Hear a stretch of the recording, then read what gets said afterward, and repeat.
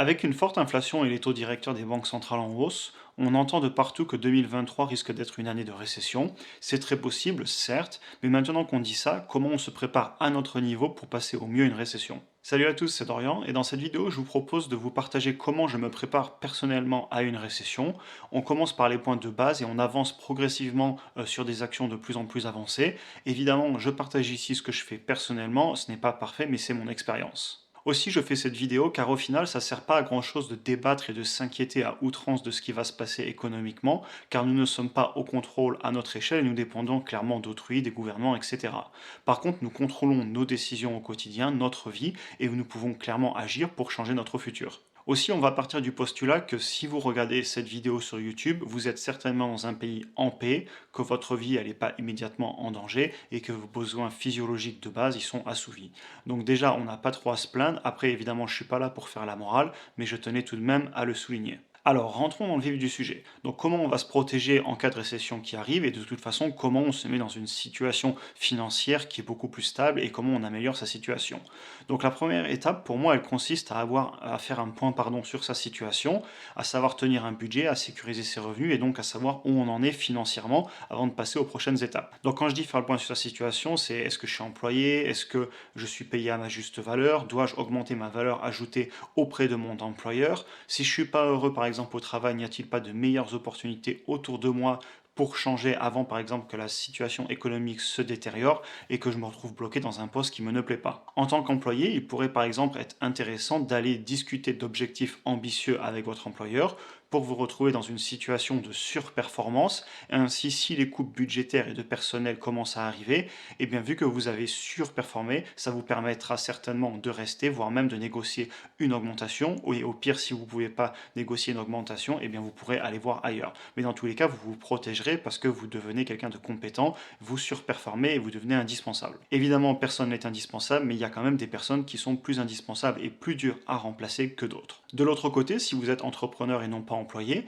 eh bien, il pourrait être très intéressant de développer des sources de revenus plus récurrentes ou des collaborations sur le long terme. En gros, multiplier ces sources de revenus pour s'assurer que même si on en perd une, eh bien, on a toujours de quoi voir venir puisqu'on a tout simplement multiplié ses possibilités. Et au passage, il est tout à fait possible d'être à la fois un employé et d'entreprendre en parallèle. Et d'ailleurs, je pense que c'est même une excellente façon de débuter parce qu'il y a plein de petits business qui peuvent être montés en parallèle d'un emploi salarial. Venons maintenant au dernier point de cette première partie et il s'agit du budget. Alors, ce que j'entends par là, c'est que vous devez savoir combien d'argent rentre et sort chaque mois, simplement car cela va vous permettre d'épargner. C'est certainement déjà le cas pour un bon nombre d'entre vous si vous êtes sur la chaîne, donc j'imagine que vous avez déjà ces notions. Mais si ce n'est pas votre cas, alors je pense qu'il pourrait être intéressant pour vous d'aller regarder des vidéos et de vous former parce que ce sujet de l'épargne et de la gestion de son budget, c'est primordial pour les points suivants. Et en parlant de points suivants, eh bien allons-y. Donc pour le deuxième point, il s'agit du célèbre fonds de sécurité, aussi connu par exemple sous le nom de fonds d'urgence. Alors exemple concret, par exemple, pour moi, ça consiste à avoir 6 mois de dépenses de vie courante de côté.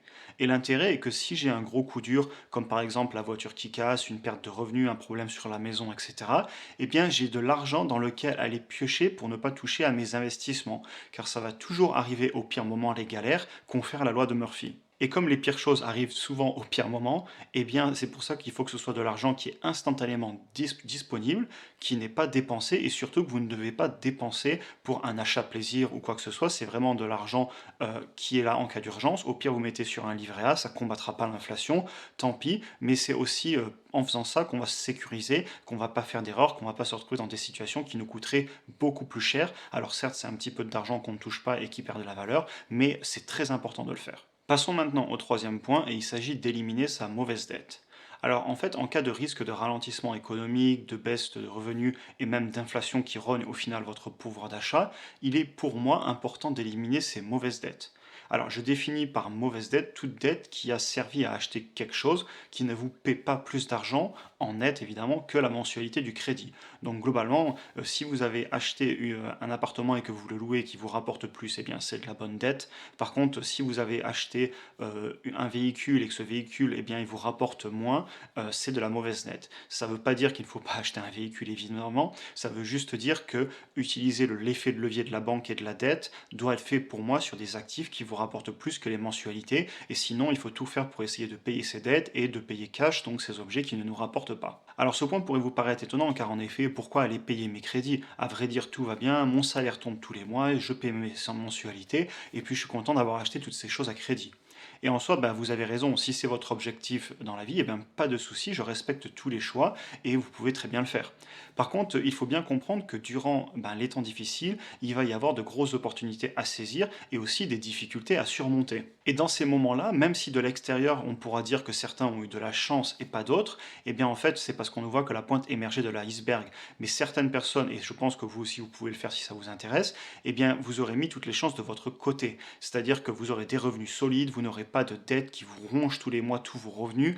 Vous aurez donc créé une grosse différence grâce à votre budget entre vos revenus et vos dépenses et vous serez la personne qui aura du cash flow dans les moments difficiles et qui saura donc saisir les opportunités. Un autre point que je rajouterai sur la dette, c'est que si vous n'avez pas entre guillemets de mauvaises dettes, donc qui ne vous rapportent pas d'argent, eh bien vous avez très peu de coûts dans la vie. C'est-à-dire qu'au 5 du mois, vous n'avez pas tous les prélèvements en fait qui détruisent complètement votre budget et ça vous met dans une situation où ben, vous pouvez faire un 180 sur votre carrière, vous pouvez démissionner, vous pouvez déménager rapidement, etc.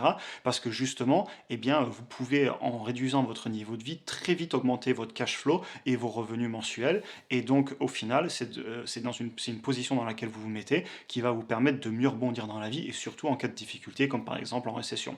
Et évidemment, ici, je ne parle même pas du stress que peuvent créer tous ces crédits à la consommation sur des achats qu'au final, ben, on regrette, qu'on doit continuer à payer alors que l'effet plaisir de l'achat est déjà passé. Ça, c'est un autre débat, mais effectivement, je pense qu'il y a aussi beaucoup de ces achats à crédit, il vaut mieux vite payer les dettes, oublier, apprendre de ses erreurs, parce que je pense que c'est quelque chose qui peut vraiment ralentir dans la vie. Parfait, passons maintenant au quatrième point, il s'agit d'investir pour ne pas laisser l'argent nous brûler les mains et aussi pour préparer son futur. Alors j'imagine que si vous êtes sur cette chaîne YouTube, c'est que vous avez déjà cet esprit d'investisseur, qu'il s'agisse de bourse, d'immobilier, etc. À vrai dire, peu importe. En fait, investir sur le long terme et d'autant plus en temps de récession, ça va vous permettre de vous mettre de plus en plus en sécurité avec le temps et au fur et à mesure que vous investissez et de vous offrir beaucoup plus de possibilités et de choix dans la vie. Et ce qu'il faut bien aussi comprendre, c'est que cet argent que vous avez épargné maintenant chaque mois, eh bien dans tous les cas, il allait vous brûler les mains, vous alliez le dépenser. En fait, l'argent, c'est fait pour circuler. Alors moi, je respecte tous les choix, et si vous décidez de vivre une vie incroyable, de tout dépenser, d'être dans le rouge à la fin du mois, eh bien c'est génial, allez-y. Par contre, j'imagine que si vous regardez ces vidéos, c'est justement que cet argent, vous vous rendez compte qu'il vous brûle les mains, et maintenant que vous avez passé toutes les étapes et que vous avez du cash flow, de l'argent qui rentre tous les mois, eh bien peut-être que vous voulez préparer votre futur. Et moi, évidemment, ben, c'est la philosophie que j'essaie de partager à travers toutes ces vidéos et cette chaîne, c'est qu'une fois qu'on s'est mis dans une situation financière stable, eh bien, il est sage d'investir, du moins en tant que bon père de famille, et même en cherchant un petit peu plus de croissance peut-être, pour préparer son futur, son avenir, l'avenir de sa famille. Et c'est vraiment ce que j'essaie de transmettre au final à travers toutes ces vidéos. Et c'était un petit peu l'idée que je voulais vous rappeler aujourd'hui, même si j'en parle souvent, je pense que ça fait jamais de mal de répéter ce genre de fondamentaux. Voilà, j'en ai fini avec cette vidéo. N'hésitez pas à vous abonner si vous êtes nouveau sur la chaîne et si vous voulez voir les prochaines vidéos. Un petit like aide aussi évidemment beaucoup avec YouTube et surtout, ça nous permet qu'on soit toujours plus nombreux sur la chaîne et donc à s'entraider, à discuter. Sur ce, comme d'habitude, je vous souhaite une excellente journée et on se part dans la prochaine vidéo.